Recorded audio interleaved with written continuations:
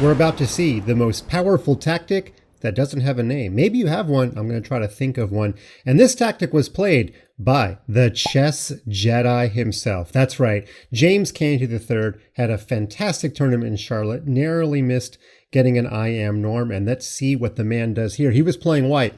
And after g5, which is a good move, trying to close the position against the Jedi's bishops. Yeah, those are like dual lightsabers. Well, the Jedi, he doesn't really need to think too long about this move. He sees a sacrifice that gives him an attack, and I'm sure he thought about it a little bit, but let's go ahead and pounce. Bishop takes g5, takes. Now, before we go any further, for all the kids out there who love that computer evaluation, if you were to plug this position into a computer would say 0.00, which is the computer's way of saying white should probably take some sort of perpetual. However, do not look at those numbers, because what actually has to happen here is black has to play perfectly just to make a draw. If you can put yourself in a position where your opponent has to play perfectly and all he or she gets is a draw for doing so, well, more often than not, your opponent is not going to play perfectly. So I would say that the practical value, meaning the praise we should heap on this move, is very high. After king back, you could keep checking here, but actually Canty finds a stronger move, queen to g7. And the only way to save the rook is rook to f8. But now Canty has 1, 2, 3 pawns for the piece, and oh, by the way, this pawn is only 2 steps away from dancing. That's pretty important. Now, let's take a little pause. The computer still says 0.00. However, you have to play the perfect move here for black just to make the position equal. Did you find it? Sorry, kids, unless you're a chess master, it would take you a long time to find the correct move here, and it's not very obvious at all. Should black attack the queen? Should black counterattack the white king? Should black do something else?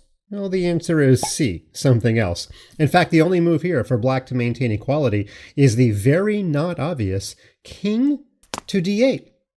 And the idea of this move is not only to shelter the king on c7, but black must very, very quickly connect his rooks so that when Canty's pawn comes down the chessboard, those rooks can deal with it. Not a very obvious move at all. And in fact, black, who was an international master, did not find this move and played the somewhat natural-looking rook f7. This is the losing move. Already black is lost. And that's what I mean, chess kids. Don't just look at the computer evaluation, because a lot of times there's a lot more going on there than the double, or in this case, triple zeros. Okay, let's see how Canty finished it. After all, you clicked on this video because you wanted to see the tactic. So let's get to it. Queen to g8 check, king moved up, and Canty simply pushed the pawn. Of course, if one queen gets captured, Canty just takes back, and it's a girl. It's a new queen.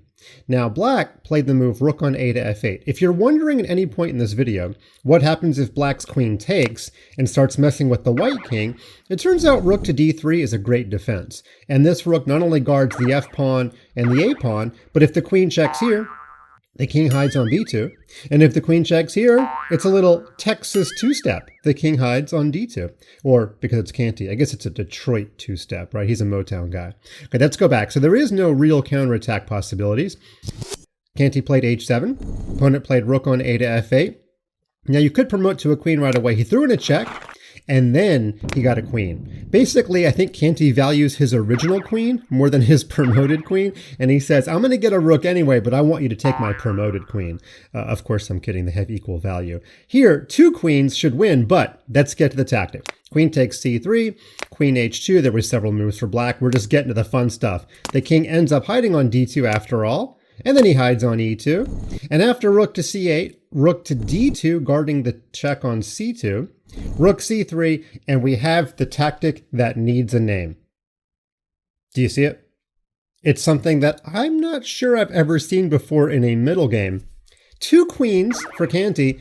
Now, you give a Jedi 1 queen, he's probably dynamite. Give him 2 queens, and like I said, we need to come up with something. Here, he played queen on g takes e5. Anytime you start a sentence with queen on something, goes somewhere else, well, that means you have 2 queens. It's always a good sentence, right? Queen on g takes e5 is actually forced mate, because after pawn takes, queen takes.